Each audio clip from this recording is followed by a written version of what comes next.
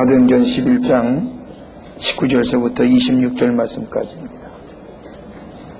제가 한 절 읽고 여러분이 한 절 읽고 26절 말씀까지 같이 교독하겠습니다. 11장 19절서부터 26절 말씀까지. 그때에 스데반의 일로 일어난 환난을 인하여 흩어진 자들이 베니게와 구브로와 안디옥까지 이르러 도를 유대인에게만 전하는데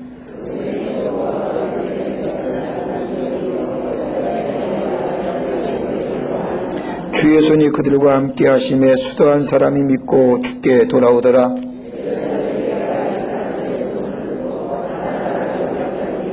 저가 이르러 하나님의 은혜를 보고 기뻐하여 모든 사람에게 굳은 마음으로 주께 붙어 있으라 고나니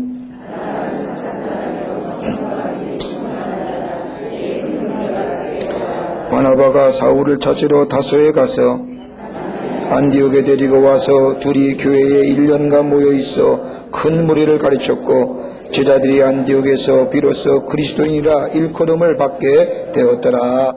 아멘. 우리 교회 묘가 하나님 나라의 지경을 넓히는 교회입니다. 하나님의 나라의 지경을 넓히는 것은 먼저 내 삶의 지경이 넓혀지게 될 때에 곧 하나님의 나라의 지경이 넓혀지는 겁니다. 기독교의 구원은 두 종류의 구원이 있습니다. 하나는 개인의 구원과 또 하나는 사회의 구원입니다. 개인의 구원이 먼저 이루어져야 사회 구원이 이루어지는 겁니다. 내가 변화되고 내가 새로워지고 내가 완전히 온전한 개혁의 역사가 일어나게 될 때에 내 삶의 변화가 내 가정의 변화를 가져오고 내 가정의 변화가 우리 사회의 변화를 가져오는 겁니다. 그러니까 내가 먼저 변화의 주체요 변화의 대상도 내가 납니다. 남이 변화가 아니라 변화의 대상도 나고 변화의 주체도 납니다. 그러기에 기독교의 신앙은 내가 먼저 변화되어야 되는 겁니다. 그러니까 변화를 두려워해서는 안 된다는 거예요. 여러분 생명이 있다고 하는 것은 변화한다는 겁니다. 여러분 생명이 있다고 하는 것은 변화를 추구한다는 겁니다. 여러분 심장이 뛸 때에 여러분 심장이 팍팍팍팍 생명이 있을 때에 여러분 변화되는 거지. 그러기에 나이가 들어서 머리가 허여지고 노화된다는 걸 전혀 이상하게 생각하지 마십시오. 그건 생명이 있음을 얘기하는 거예요. 여러분 죽은 사람에게는 변화가 없습니다. 죽은 사람에게는 변화가 없습니다. 생명이 있기에 변화인 겁니다. 그러기에 변화한다는 것, 내 모습이 바라고 내 겉모습이 바뀌고 내가 나이가 들면 나이가 들수록 머리가 여러분 그거 지극히 당연한 것이고 지극히 정상적인 것으로 생각해야 됩니다. 변화하지 아니하면 문제가 생기는 거예요. 그러기에 오늘 우리 교회 묘가 하나님 나라의 지경을 넓히는 교회인데 우리의 삶의 지경이 넓혀지고 야베스의 기도처럼 하나님 앞에 내가 온전히 변화되는 하나님의 은혜와 사랑 안에서 하나님의 지경을 넓히는 여러분과 저가 되기를 원합니다. 여러분 사도행전의 말씀을 가만히 읽어보면 사도행전을 우리 흔히 교회 행전이라고도 얘기하고 또 부흥의 행전이라고도 얘기합니다. 이 사도행전의 말씀을 가만히 보면 교회의 역사와 부흥의 역사와 변화의 역사들이 얼마나 많이 기록되어 있는지 알 수가 없습니다. 여러분 가만히 한번 보십시오. 사도행전 1장의 말씀을 보면 예수님께서 하늘나라로 승천하십니다. 그리고 제자들에게 유명한 사도행전의 1장 8절의 말씀을 제자들에게 남기시고 하늘나라에 승천하시는데 그 말씀은 다른 것이 아니라 오직 성령이 너희에게 임하시면 너희가 권능을 받고 예루살렘과 유대와 사마리아와 땅끝까지로 내 증인이 되리라. 1장에 예수님이 승천하시면서 제자들에게 큰 명령을 내리시고 하늘나라로 승천하십니다. 예수님의 승천하신 후에 얼마나 걱정과 염려가 있었습니다. 그렇게 믿고 따랐던 예수님, 십자가의 놀라운 은총과 예수님의 말씀대로 부활하셔서 저들 가운데 나타나신 예수님, 그 장면을 경험한 이스라엘 때 예수님의 제자들은 얼마나 기쁘고 얼마나 감격스러운지 모릅니다. 그런데 그게 얼마 안 돼서 예수님이 하늘나라로 승천하시면서 너희가 성령을 받아야 되느니라. 성령이 너희에게 임하시면 너희가 권능을 받고 유대와 사마리아와 예루살렘과 땅끝까지도 복임의 증인이 되리라. 그리고 하늘나라로 승천하셨습니다. 두려움 가운데 있었습니다. 이제 어떡하냐? 예수님이 떠나가신 후에 이때 어떡하냐? 걱정과 염려 가운데 있던 예수님의 제자들이 마가의 다락방에서 예수님을 따르는 무리 150명이 모여서 하나님 앞에 기도하기를 시작합니다. 그때 무슨 역사가 일어나느냐? 성령의 역사가 일어나게 됩니다. 하늘에서 불같은 성령이 저들 가운데 임하게 될 때에 저들의 마음이 뜨거워질 뿐만 아니라 저들의 마음속에 회개의 역사가 일어날 뿐만 아니라 저들이 방언이 터지고 서로 간에 뜨겁게 하나님의 역사를 경험하는 놀라운 역사가 임하게 됩니다. 그게 1장이나. 그 다음에 2장이 어떤 일이냐? 성령의 충만함을 받건 베드로가 나가서 하나님의 말씀을 전하게 됩니다. 예수 믿으시오. 예수 믿으시오. 예수만이 구원해 주여. 성령이 충만해서 하나님의 말씀을 전하게 될 때에 3,000명이 회개하고 5,000명이 회개하는 놀라운 역사들이 일어나게 됩니다. 그뿐입니까? 성령이 충만해서 능력의 역사가 일어나는데 성전 유문에 앉아있는 안진뱅이를 베드로와 요한이 이렇게 세웁니다. 나는 은과 금은 없거니와 나서는 예수의 이름으로 일어나 걸으라. 성령의 역사를 경험한 예수님의 제자들이 얼마나 뜨거운 역사들을 곳곳에 일으키는지 안진뱅이가 일어나고 뜨거운 교회의 역사들이 시작되는 것을 보게 됩니다. 이것이 2장과 3장에서 일어나게 됩니다. 여러분 가만히 보세요. 베드로가 어떤 사람입니까? 예수님의 수제자입니다. 예수님의 수제자, 그것만이 타이틀이 아니라 그에게는 치욕적인 사건이 하나 있는데 뭐냐? 예수를 부인했다는 사실. 여러분 가만히 보세요. 예수를 3번씩이나 부인했던 이 베드로가 수많은 사람이 모였을 때에 예수 믿으시오. 예수만이 구원해 주라고 전했을 때에 그 모든 사람들이 다 베드로의 말씀에 공감하고 동감했겠습니까? 수군거리는 소리는 안 났겠습니까? 저 예수의 제자라고 하는 사람이 예수 모른다고 3번씩이나 부인했던 사람 아니냐 말이야. 그럼에도 불구하고 베드로는 거기에 개의치 아니하고 하나님의 말씀을 전하고 복음을 전하고 성령이 뜨거워졌을 때에 3,000명이 회개하고 5,000명이 회개하는 놀라운 역사가 일어났던 것을 보게 됩니다. 여러분 보세요. 1906년에 하디 선교사람 중심으로 저 감리교회에 뜨거운 하나님의 사람들이 모여서 성령이 충만하고 말씀과 기도로 새로워지게 될 때에 한국의 부흥의 역사를 주도했던 것을 보게 됩니다. 그게 2장과 3장의 말씀이에요. 그리고 나서 4장에 와서는 그 하나님의 말씀을 전했던 베드로가 공의 앞에 잡혀오게 됩니다.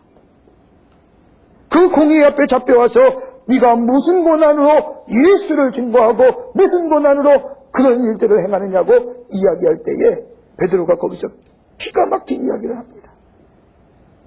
예수를 모른다고 3번씩이나 부인했던 장소입니다. 계집종에게 나는 예수 모르는 자요. 저와 나 무슨 상관이 있느냐. 예수를 저주했던 그 자리에 서서 베드로가 성령에 충만하여 그 공의의 사람들 앞에 이렇게 유명한 말을 합니다. 천하 인간에게 구원받을 만한 다른 이름을 우리에게 주신 일이 없느니라. 예수가 예수됨을 증거하는 것. 이게 4장에 나옵니다. 성령에 충만한 하나님의 사람들이 성령의 역사를 통하여 곳곳에서 하나님의 능력의 역사를 일으키자 저들이 모이게 될 때에 4장 후반부에 오면 저들의 재산들을 다 팔아서 사도들 앞에 내어놓고 거기서부터 서로가 유무상통하는 교회의 시작을 가져오는 기사가 4장 후반부에서부터 시작이 됩니다. 여러분 공산주의와 사회주의의 이론을 만들었던 막스와 엥겔스는 이 사도행전 4장 32절에 있는 말씀에서부터 공산주의의 막스, 사회주의의 막스와 엥겔의 사상을 만들었다는 거예요. 자기 것을 다 내어놓고 가난한 자나 없는 자나 있는 자나 부자나 자기 재산을 다 내어놓고 서로가 유무상통의 원리, 함께 더불어 함께 지내는 이 유무상통의 원리 가운데 또 하나의 놀라운 역사가 일어나기, 기적의 역사, 놀라운 역사가 일어나는 게 뭐냐면 아나니와 삽비라도 성령이 충만해서 자기 있는 재산을 다 가져다가 사도들 앞에 떡하니 내려놓습니다. 베드로가 묻습니다. 야, 그거 다냐? 예, 답니다. 정말 다냐? 예, 답니다. 팔긴 팔았지만 마음이 아직도 이기적인 욕심 때문에 다 내어놓지 못하고 어떤 한 부분만 내어놓게 될 때에 그것을 정말인 양 진솔하게 내어놓고 그것이 거짓인 양 얘기하게 될 때에 베드로에 있어서 그 자리에서 죽고 말고 성령을 속이고 성령을 회방하는 죄. 그러기에 사도행전 4장과 5장 1장서부터 5장까지 말씀을 보면 기적의 역사와 능력의 역사가 곳곳에서 일어납니다. 두려웠고 나약했던 사람들이 성령을 통해서 능력을 얻고 정말로 소외당하고 없던 사람들이 하나님의 은혜와 사랑을 체험하고 성령에 충만해서 교회라고 하는 공동체를 이루고 자기의 것을 다 내어서 함께 더불어 사용하는 교회의 시작을 가져.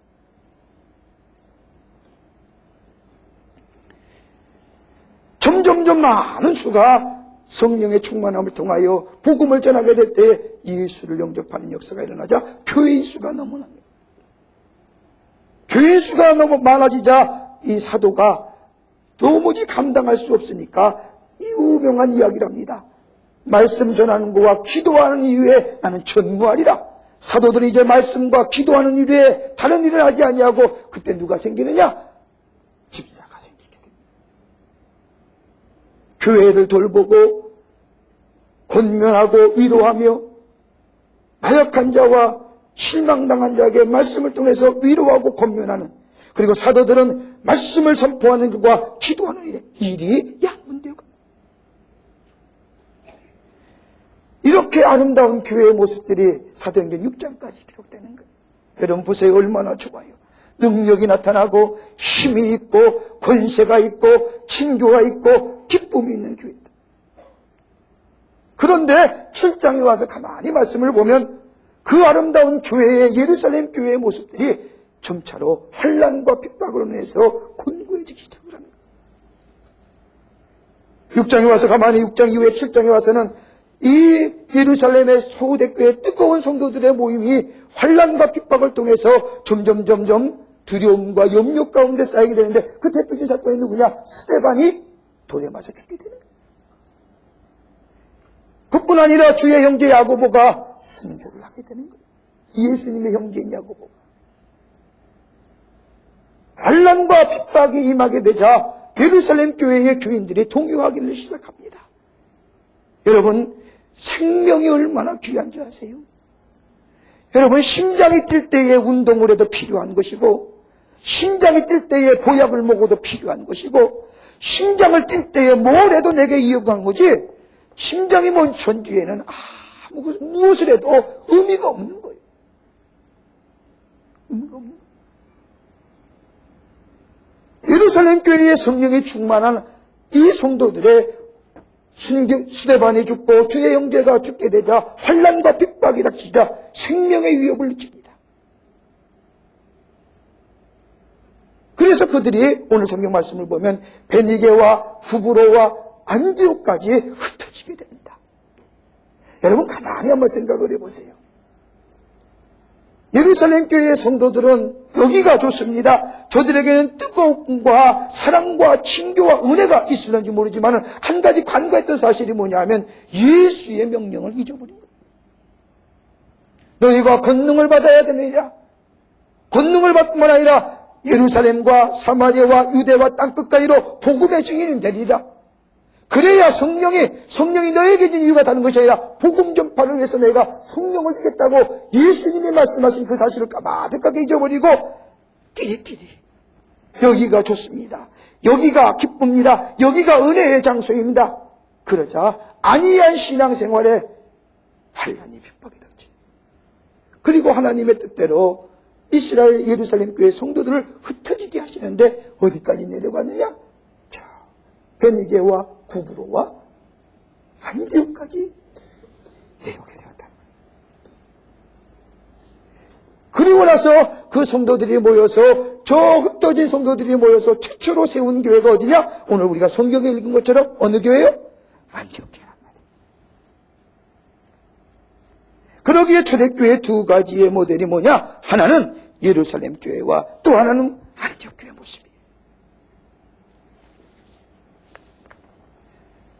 여러분, 사도행전의 9장 이후의 말씀을 가만히 보면 이 예루살렘 교회가 흩어지면서 복음이 세계에 증거되는 역사가 일어나는데, 그 대표적인 첫 번째 사례가 누구냐? 초대교회의 집사였던 빌립이 이디오피아 메시에게 복음을 전하는 거예요. 또 베드로가 고넬료에게 복음을 전하는 거예요. 자, 어떻게 보면 이제는 교회가 어떤 하나의 커뮤니티 처치, 유대인들에게만 국한된 그리스도의 교회가 이제는 흩어짐으로 말미암아 유니버설 처치로 바뀌는 우주적인 교회로 전환되는 터닝 포인트가 어디냐? 8장서부터. 그래서 이 시간 우리는 초대교회의 두 가지의 모형을 살펴보면서 그 교회를 교회답게 했던 사람의 모습을 우리가 보면서 하나님의 나라의 지경을 넓히는 하나님의 사람들이 어떤 모습이 되어야 되는가, 함께 더불어 몇 가지로 우리가 함께 은혜를 살펴보고자 합니다. 자, 교회의 특징은 다른 것이 아닙니다. 교회는 지속적인 개혁이 있어야 됩니다. 지속적인 변화가 있어야 됩니다. 여러분, 교회는 성장을 가져야 됩니다. 변화한다고 하는 것은 성장입니다. 여러분, 변화의 의미는 후퇴의 의미가 없습니다. 변화라고 하는 것은 긍정적인 의미입니다. 변화가 갖고 있는 성격의 의미는 긍정적인 겁니다. 그러기에 변화한다고 하는 것은 성장한다는 겁니다. 여러분, 신앙도 성장해야만이 그 신앙이 바른 성. 옛날에 믿었던 신앙, 10년 전에 가졌던 믿음이나 지금의 믿음에 차이가 없다면 그 믿음은 생명력이 없는 믿음. 그러기에 변화를 두려워하지 마십시오. 변화를 두려워하지 말라. 변화는 지극히 당연한 것. 끊임없이 변화하는 것이 기독교의 정신이에요. 머물고 제자리에 있으면 그 믿음은 죽은 믿음이라는 거예요. 여러분, 믿음을 향하여 예수님 뭐라고 얘기하냐? 겨자씨만한 믿음이라. 겨자씨만한 믿음이라도 네 안에 있으면 그 겨자씨만한 믿음이 자라고 성장할 뿐만 아니라 열매가 맺어질 뿐만 아니라 그 귀한 것을 통해서 많은 사람들에게 기쁨을 준다고 주님 말씀하셨는데 마찬가지인 거예요. 왜 그래요? 신앙은 생명력이 있기 때문에. 겨자씨만한 믿음이라도 생명력이 있고 성장력이 있고 운동력이 있다고 하는 얘기예요. 그러기에 변화하는 것을 두려워하지 말아야 되는 거예요. 그러기에 사도행전의 1장에서부터 8장까지에 나타난 말씀은 예루살렘 교회의 모습이고 그 후서부터는 안디옥 교회의 모습이 나오는데, 그 첫 번째로 뭐냐? 성서에 나타난 교회의 두 가지의 모델은 예루살렘과 안디옥. 그 첫 번째로, 여러분, 교회의 기원은, 참교회의 모습은 예수님이 십자가에 돌아가시고 나서 예수님의 말씀처럼 내 교회를 내가 세우리라.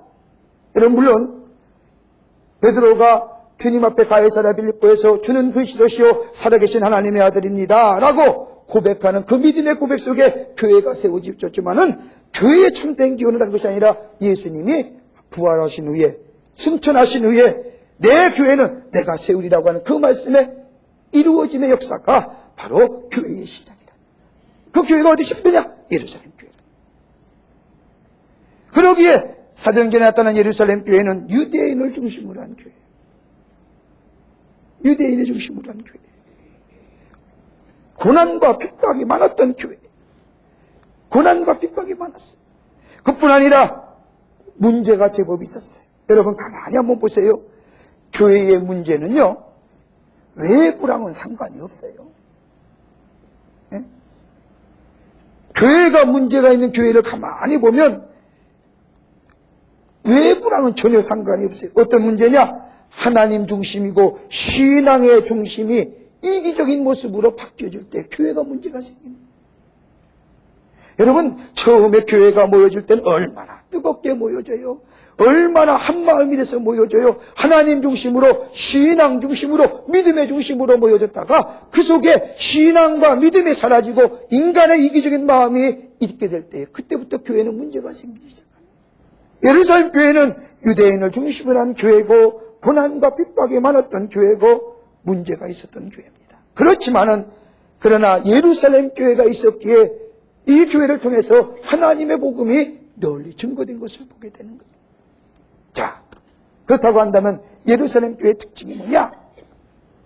예루살렘 교회, 성령의 충만함을 받았던 예루살렘의 교회의 특징은 뭐냐? 첫째는 성령이 충만한 교회였어요. 하나님의 영이 얼마나 뜨거웠는지요? 여러분 가만히 보세요. 성령이, 하나님의 영이 뜨겁게 임하게 될 때에 그 속에 놀라운 폭발력을 가진 성령이 교회는요, 성령이 충만해야 돼요. 네? 교회는 성령이 충만해져야 돼요. 하나님의 영이 충만해야 돼요.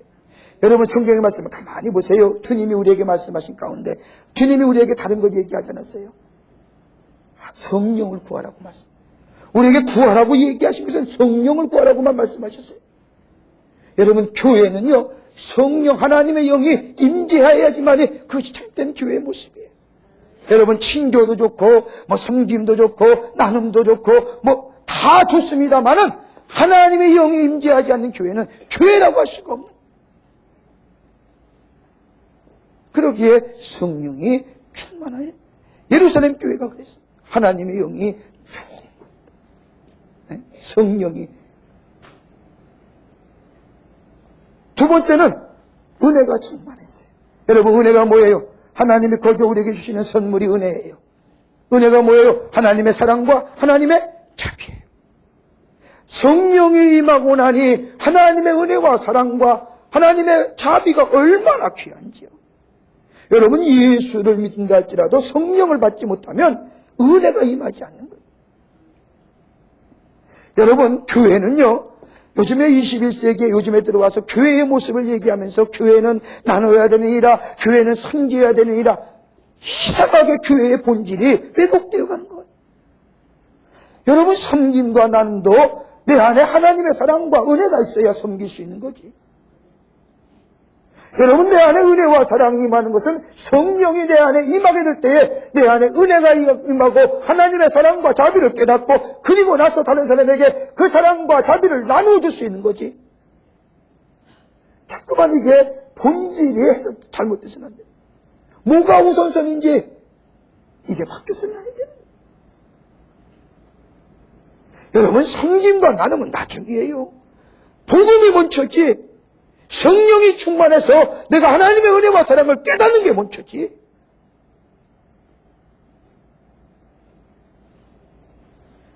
그러니까 예루살렘 교회는 성령이 충만하니까 하나님의 사랑과 자비가 너무너무 좋은 거예요. 은혜가 충만하니까 서로 간에 대해서 얼마나. 여러분 보세요. 은혜가 충만하니까 은혜를 나누잖아요. 여러분 사랑과 자비도요, 사랑도 나눠야 거기에 역사가 일어나고 힘이 있는 거지. 여러분 사랑한다고 말만 하면 여러분 혼자 사랑하는 게 뭐예요? 짝사랑이잖아요. 짝사랑에 열매가 있어요, 없어요? 죽었다 깨도 짝사랑은 열매가 없어요. 사랑을 나눠지게 될 때 그 속에 열매가 맺어지는 거지. 교회는 하나님의 영이 충만하고 각자의 개인의 성령이 충만하고 그 성령이 충만할 때에 하나님의 은혜와 사랑이 내게 너무너무 귀하고 나 같은 사람도 살리시고 나 같은 사람도 새롭게 하시는 그 하나님의 은혜와 사랑을 깨닫게 될 때에 그 사랑 안에서 뭐예요? 남들에게 그 사랑을 나누어 주는 거예요. 그러기에 보세요. 사도행전 4장 32절에 나오는 것처럼 자기들의 재산을 팔아서 사도들 앞에 내어놓고 있는 자나 없는 자나 높은 자나 낮은 자나 서로 통용되었다는 게 뭐예요? 여러분 내 것을 내어놓는다는 게 쉬워요? 내 재산을 내어놓는다는 게 그게 쉬워요? 그런데 하나님의 영이 임하고 하나님의 사랑과 자비가 깨닫게 됐자 자기 거 내어놓을 수 있었다는 거예요. 그리고 서로 섬기고 나눌 수 있었다는 거예요. 얼마나 귀한 거예요. 저는 이런 교회를 꿈꾸는 거예요. 우리 교회의 목표가 뭐예요? 사도적인 교회를 만들자, 신사적인 교회를 만들자. 여러분, 섬김과 나눔도 중요하지만 내가 먼저 성령 받고 우리 교회가 성령에 충만하고 그 하나님의 사랑과 자비 안에서 감사와 감격이 넘치고 그 사랑에 감사와 감격 가운데 남에게 나누어주는 교회. 얼마나 아름다운 교회 모습. 적어도 이런 교회가 꿈꿔야 되잖아요. 그뿐 아니라 예루살렘 교회는 사랑을 실천하는 교회였어요. 거저 주신 하나님의 사랑을 깨닫고 보니 그 사랑이 너무너무 좋은 거예요. 그러기에 다른 사람에게 그 사랑을 나눠줄 수 있는 거예요. 여러분, 사랑이 뭐예요? 용납하는 거예요. 사랑은 용납하는 거예요. 사랑을 실천해요. 남이 어려운 데 도와주고, 남이 주저앉을 때 일으켜주고, 남이 좌절할 때에 말씀을 통해서 용기를 주고, 그래서 한 형제와 하나의 하나님의 사람의 백성으로 공동체 이름으로 하나님의 나라의 사람으로 쓰임받기 위해서 서로 사랑을 실천해요. 여러분, 인간이 다 완전한 사람이 있어요? 한번 물어보십시다요. 완전하신 분 계세요? 여러분, 인간이 있어서 가장 발전한 것이 뭐냐? 비판적 사고예요. 비판적 사고예요. 여러분, 다른 건 몰라도 인간에게 가장 발달된 사고의 구조가 남의 잘못을 비판할 수 있는 거예요. 여러분, 가만히 한번, 오늘 여기 300여 명이 앉아 계시는데 여러분이 저에 대해서 비판 한번 시켜보십시오. 다 해요. 아이, 목사님, 뭐 이렇게 소리를 맨날 꺼내시느냐? 소리만 들으면 목에 핏대가 새는 일이란 말이야. 눈이 막 튀어나올 것 같은 일이란 말이야. 알아듣는데 뭐 이렇게 소리, 여러분, 다 할 수 있어요. 근데 안 하는 이유가 뭐예요? 안 하는 이유가 뭐예요? 사랑하기 때문에. 나만 사랑하나요? 사랑하기 때문인 거예요. 사랑하면 덮어주는 거예요. 사랑하면 덮어주는 거예요. 사랑이 실천된다는 것이 뭐예요? 남의 허물이나 남의 잘못에 대해서 너그럽게 용납해 주는 거예요. 여러분, 예수님이 거저 우리에게 사랑해 주셨는데 예수님 앞에 정말로 의롭다 할 사람이 있냐 말이에요. 예수님 앞에 떳떳한 자 있느냐? 나같이 허물 많고 나같이 죄 많은 자를 예수님이 사랑해 주시고 하나님의 백성으로 세워주시고, 야, 너는 내 아들이요, 너는 내 딸이요, 이렇게 얘기하시며 우리를 보다듬어 주셨는데, 여러분, 그 사랑이 내 안에 차고 넘치는데 왜 남의 잘못과 남의 허물은 그렇게 까발리는 것만. 사랑이 있으면, 내게 예수의 사랑이 있으면 성령이 충만하고 은혜가 넘치고 그 은혜 안에 내가 있으면 사랑을 뭐요? 실천하는 거예요. 예루살렘 교회가 그랬다는 거예요. 여러분, 하나님의 은혜와 사랑이 임하니까, 성령이 충만해서 은혜가 넘치니까 이런 일도 감당하는 거예요. 예루살렘 교회가 그랬다는 거예요. 아무리 교회를 다녀도 성령이 충만하지 아니하고 하나님의 은혜를 경험하지 않으면 사랑과 은혜를 실천할 수 없는 거예요.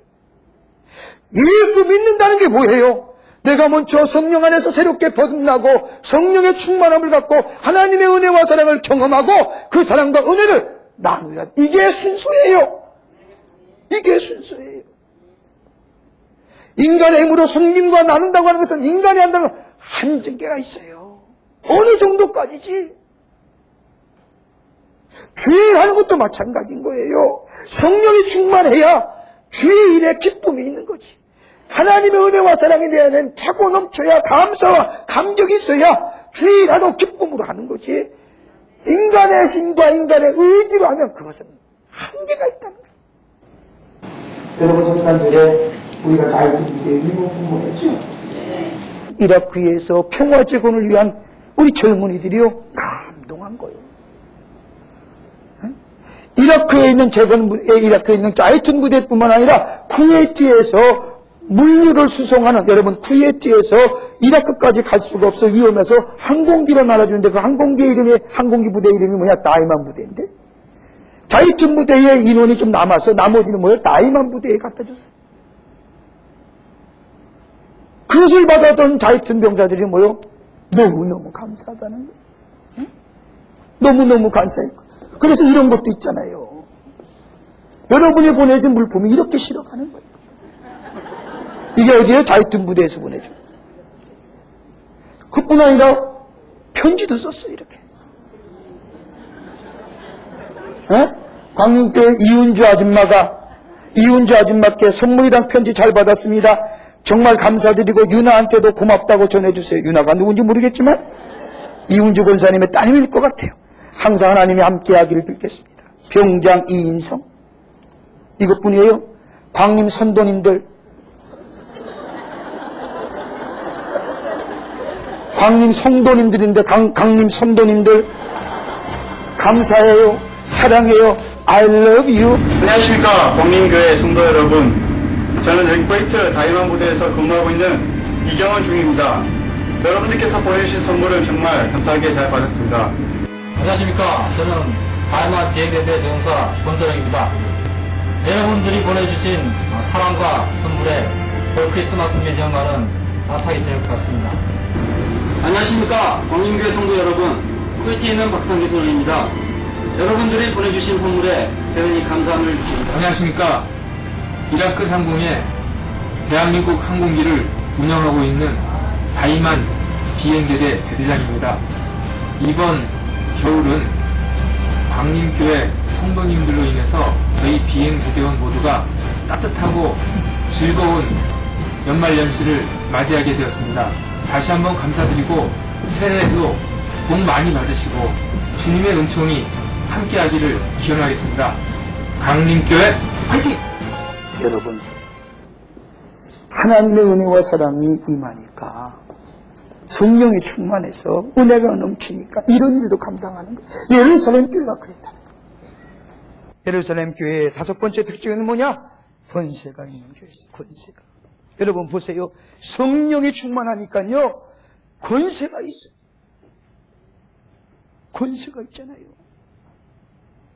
가만히 보세요. 아나니와 삽비로가 뭐예요? 성령을 속이자마자 그 자리에서 죽잖아요. 여러분 얼마나 무서운 일인 줄 아세요? 하나님의 영을 속이는 자, 여러분 죄 가운데 가장 무서운 죄가 어떤 죄냐면 성령을 회방하는 죄. 그뿐이세요? 성전 미문에 있는 안진뱅이가 벌떡벌떡 일어나잖아요. 네? 여러분 성령이 충만한 교회는요 능력과 권세가 있는 거예요. 어떤 악한 영의 역사도 성령이 충만하면요 그 교회가 넘어지질 않아요. 그 성도가 넘어지질 않아요. 그러기에 왜 주님이 우리에게 성령 충만해야 된다는 얘기는 다른 의미 아니라 악한 영으로부터 이길 수 있는 것이 다른 것이 아니라 성령이 충만해요. 권세가 있는 게 있어요. 권세가 있는 게 있어요. 수많은 이적과 기사가 일어난 교회다. 여섯 번째는 뭐냐? 통일성을 이룬 교회였어요. 사람들의 생각과 하나가 통일된 교회란 말이에요. 하나가 되는 교회였단 말입니다. 여러분 그리스도인들이 하나 될 수 있는 이유가 뭘까요? 여러분 세상에서 가장 무서운 공동체가 어디냐? 교회라고 하는 공동체. 왜 그런지 아세요? 통일성을 이루기 때문에. 뭐가 통일이요? 우리에게는 분명히 한 가지의 목적이 있어요. 우리가 사나 죽으나 누구를 위해서요? 예수 그리스도를 위해서. 그러기에 무서운 거예요. 그러기에 예수 그리스도를 위해서는 죽음을 넘어서는 거예요. 고난도 넘어서는 거예요. 환난도 넘어설 수 있는 거예요. 여러분 초대교회 역사의 성도들이 어땠어요? 환난과 핍박 가운데 모여 예수를 위해서 죽음도 두려워하지 않았죠. 그러기에 예루살렘 교회는 통일성을 이룬 교회였습니다. 얼마나 서로 간에 정말로 생각과 말이 하나님의 영광을 위해서, 하나님의 영광을 위해서, 사심이나 이기적인 욕심이 아니라 인간적인 생각이 아니라 하나님의 영광을 위해서 이런 교회의 모습이었어요.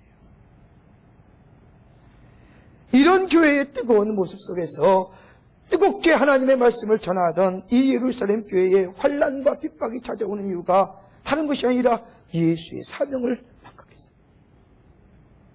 여러분, 변화산상에서 예수님과 베드로가 산상에서 모세를 보고 엘리야를 보고 예수님을 보고 뭐라고 얘기합니까? 여기에 초막셋을 짓습니다.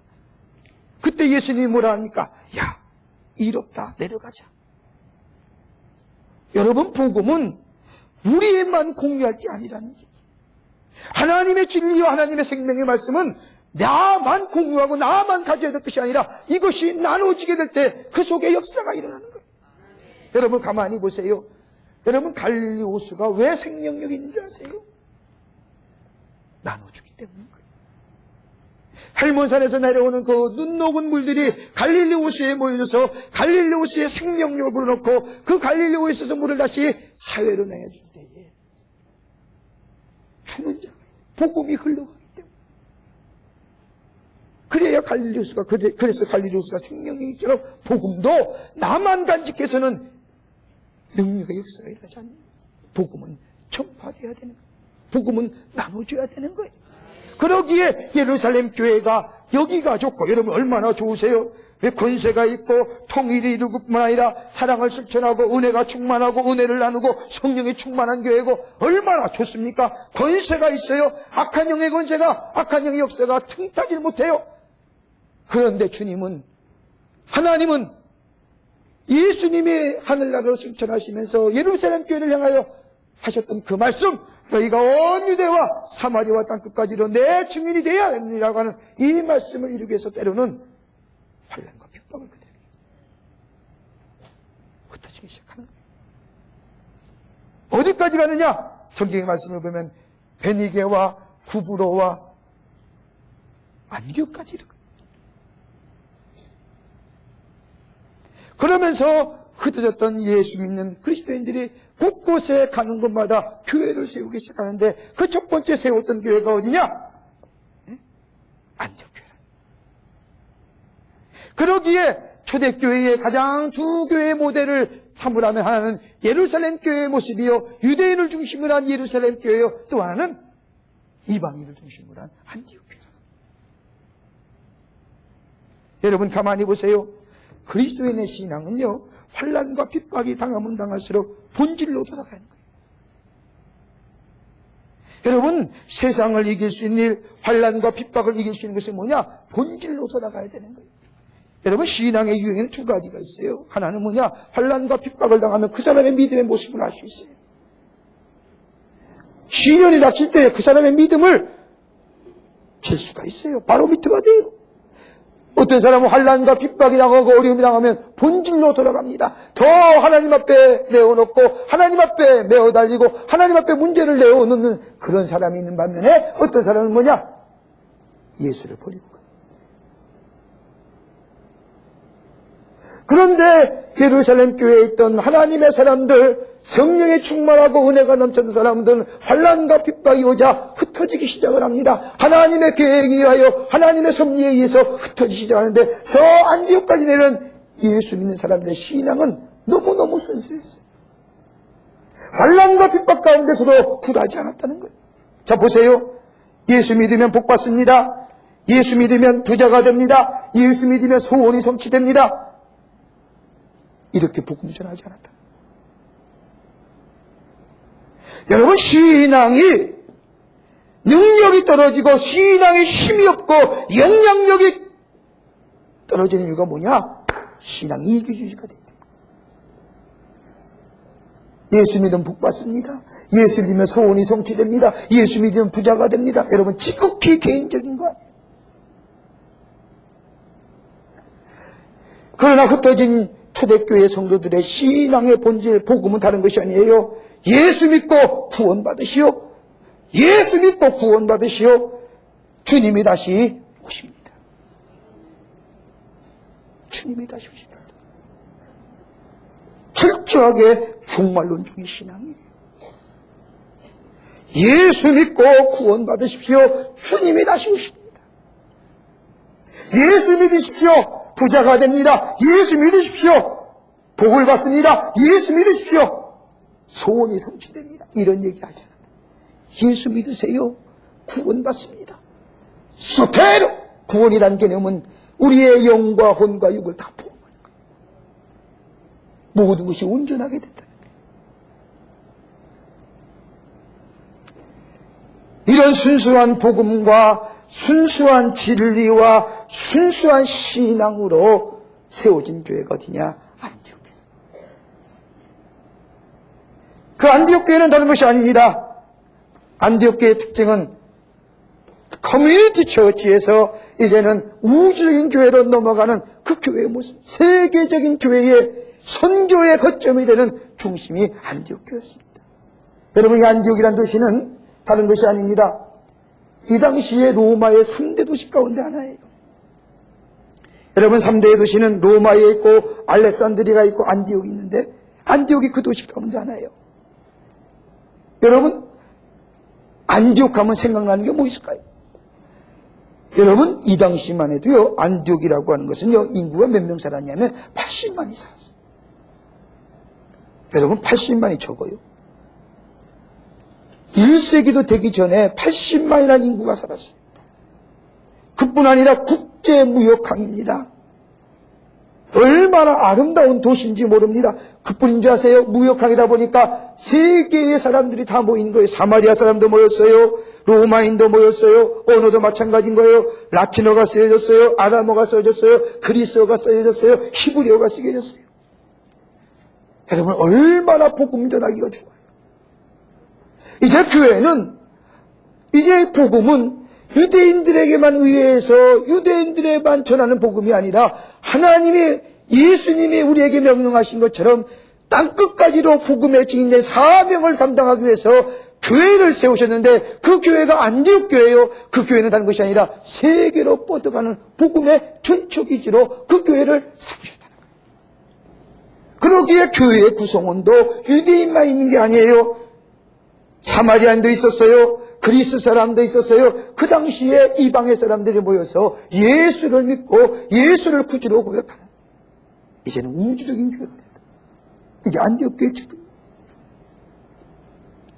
두 번째는 안디옥 교회는 힘차게 성장하는 교회였어요. 뜨겁게 성장하는 교회였어요.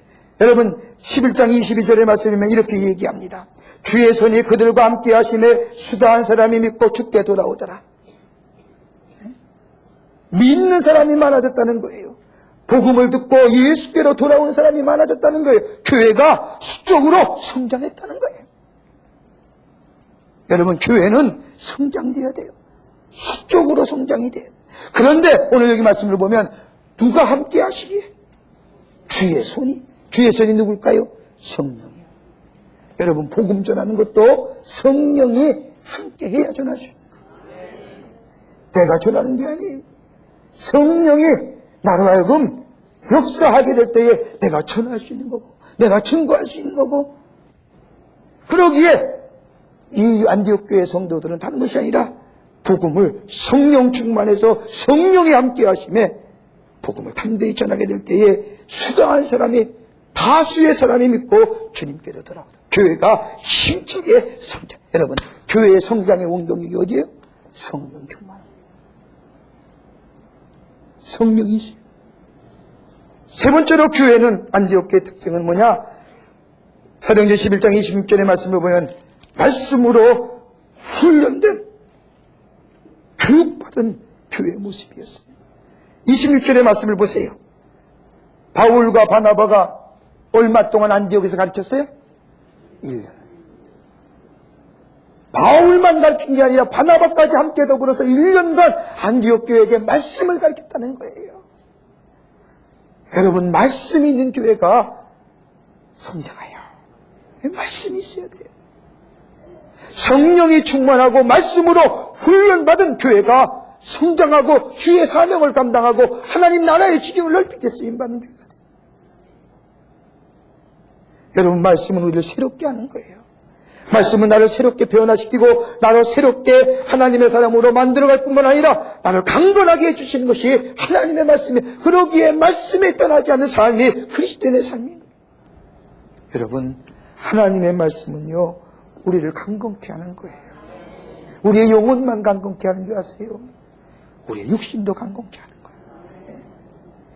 그러기에 안디옥 교회 성도들은요, 하나님의 말씀을 듣고 그 가르침에 순종하며 그 말씀에 따라 살려는, 그러기에 안디옥 교회 출신들의 사람들이 얼마나 초대교회의 이방인의 복음을 전하기에 중심이 된 게 말씀으로 훈련됐기 때문에, 그러기에 그리스도인의 삶의 생명력이 뭐냐?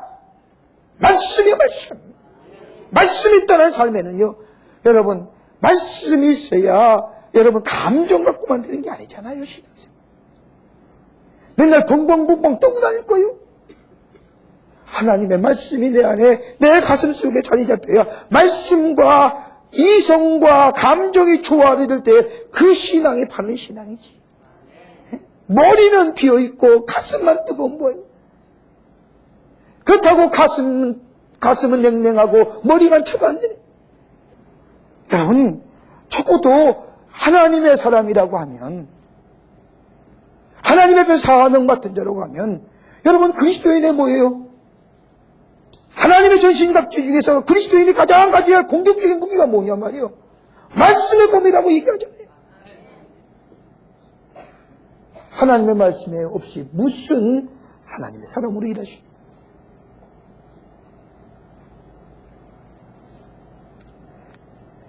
그러기에 하나님의 말씀, 이 안디옥 교회도요, 도 하나님의 말씀, 하나님의 진리,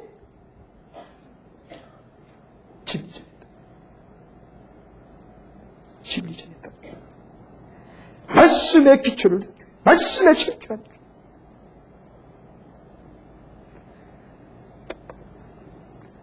네 번째는 안디옥 교회의 특징은요, 성경 말씀을 보면 그리스도를 증거하는 교회였어요. 예수의 향기를 나타내는 교회죠. 네? 여러분, 증인이 된다고 하는 것은 헬라어로 마르투시라고 얘기하는데 이것은 순교자라는 거예요. 여러분, 증인된 삶을 산다는 것, 예수를 증거한다는 것, 그러기에 안디옥 교회는요, 그리스도를 증거하는 교회였어요. 얼마나 그리스도를 증거했다고 한다면 안디옥 교회에 다니는 성도들 향해서, 야, 쟤는 예수께 속한 사람이야. 비로소 안디옥에서 그리스도인이라 칭함을 얻게 되었습니다. 여러분, 크리스천이 뭐예요? 크리스천이 예수께 속한 사람 아니에요. 여러분, 예수께 속한 사람이 그리스도인이에요. 그리스도인의 삶에 예수께 속한 사람이요. 예수께 속한 사람은 내 삶 속에서 예수가 증거되어야 되죠. 이게 하나님의 사람들이죠. 명목상의 그리스도인이 아니라 내 삶에서 예수가 증거돼요.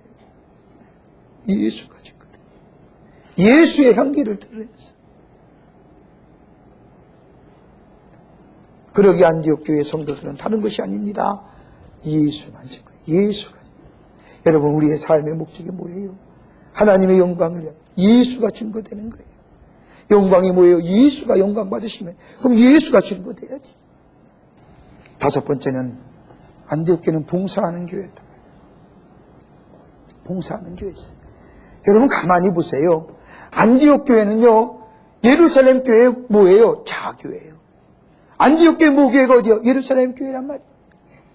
요세푸스의 유대인의 역사를 보면 AD 45년서부터 50년 사이에 이스라엘에 큰 흉년이 들어옵니다. 그때 안디옥 교회가 헌금을 모아서요, 예루살렘 교회를 도왔어요. 개척 교회가 예루살렘 교회를 도왔다는 거예요.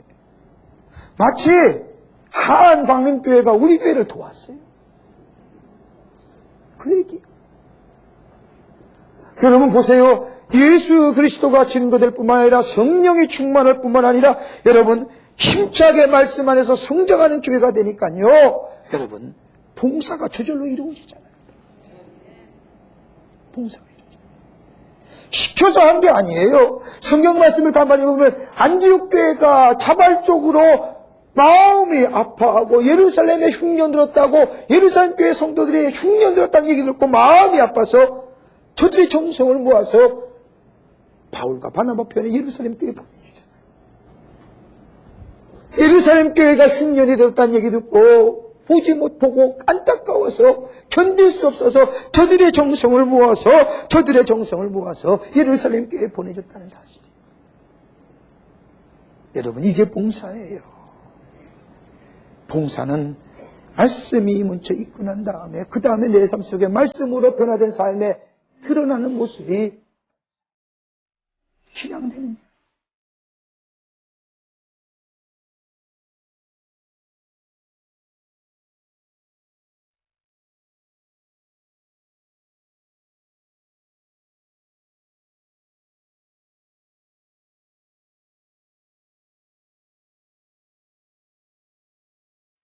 내가 3일 전에 얘기했어요. 하나도 아시는 분이 안 계시는구만. 그래서 한 얘기 또 해도 별 문제가 없는 이유가 여기에 있어요. 3일 전에 얘기했수다. 아직 기억 잊어버리셨어요? 우리를 향하여 하나님이 뭐라고 부르냐? 그리스도의 종, 하나님의 비밀을 맡은 자. 열난다. 사람을 소중히 여기는 건강기업 인성내추럴. 인성내추럴이 함께합니다. 정직과 성실한 믿음의 기업 동구제약, 동구제약이 함께합니다.